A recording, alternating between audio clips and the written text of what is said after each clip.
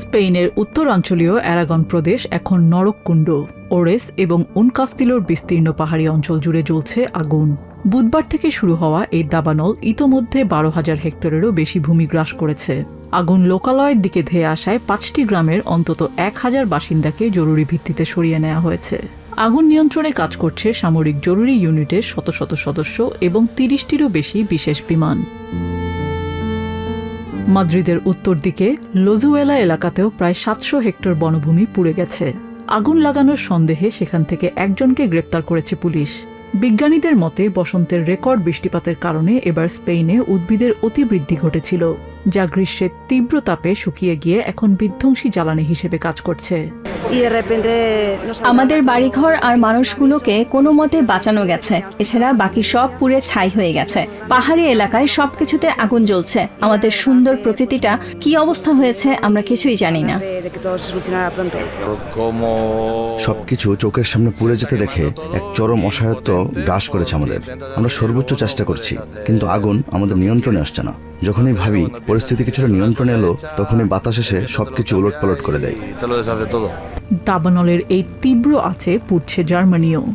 দেশটির উত্তর পূর্বাঞ্চলীয় মেকলেনবার্গ বোরপোমান রাজ্যের মুরিৎজ ন্যাশনাল পার্কের প্রায় 320 হেক্টর বনাঞ্চল এখন আগুনের গ্রাসে। দাবানল নিয়ন্ত্রণে 300-র বেশি সেনা সদস্য এবং বুন্দেসওয়্যারের একাধিক হেলিকপ্টার দিনরাত কাজ করছে।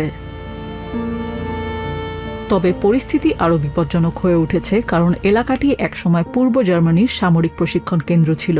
মাটির নিচে থাকা অবিস্ফোরিত গোলাবারুদ অনবরত বিস্ফোরিত হতে থাকায় ফায়ার ফাইটারদের জন্য সরাসরি বনে ঢোকা অসম্ভব হয়ে পড়েছে।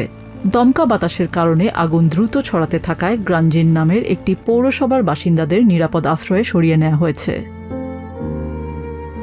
জলবায়ু বিশেষজ্ঞরা সতর্ক করছেন যে বৈশ্বিক তাপমাত্রা বৃদ্ধির ফলে বিশ্বজুড়ে দাবানলের মৌসুম আগের চেয়ে দীর্ঘ এবং তীব্র হচ্ছে। বিশেষ করে উত্তর গোলার্ধ ও ভূমধ্যসাগরীয় অঞ্চলে এর প্রকোপ সবচেয়ে বেশি। বিশ্বের বনাঞ্চলগুলোতে দাবানলের তীব্রতা ভয়াবহ মাত্রায় বাড়ছে। এর অন্যতম প্রধান কারণ জলবায়ু পরিবর্তন। বায়ুমণ্ডল যত উত্তপ্ত হচ্ছে, তা প্রকৃতি ও গাছপালা থেকে তত বেশি পানি শুষে নিচ্ছে। ফলে বনের গাছপালা অতিমাত্রায় দাহ্য পদার্থে পরিণত হচ্ছে। গত 4 দশকে বিশ্বব্যাপী দাবানলের মৌসুম 20% বেশি দীর্ঘ হয়েছে। বর্তমানে আগুন যেভাবে ছড়াচ্ছে, তা অতীতের যে কোনো সময়ের চেয়ে বেশি বিধ্বংসী রূপ নিচ্ছে। এদিকে ফ্রান্সে দাবদাহের কারণে সৃষ্টি হয়েছে শতাব্দীর অন্যতম ভয়াবহ খরা পরিস্থিতি। ফ্রান্সের দীর্ঘতম ঐতিহাসিক নদী লয়েরের বুক চিরে জেগে উঠেছে মাইলের পর মাইল বালুচর। নদীটির পানি প্রবাহ স্বাভাবিকের চেয়ে আশঙ্কাজনকভাবে কমে গেছে, যা সাধারণত অগাস্টের শেষ ভাগে দেখা যায়।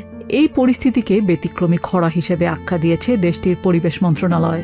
ইতোমধ্যে ফ্রান্সের 99টি বিভাগে পানি ব্যবহারের ওপর কঠোর নিষেধাজ্ঞা জারি করা হয়েছে, যার মধ্যে 48টি বিভাগে জারি রয়েছে সর্বোচ্চ সংকট অবস্থা।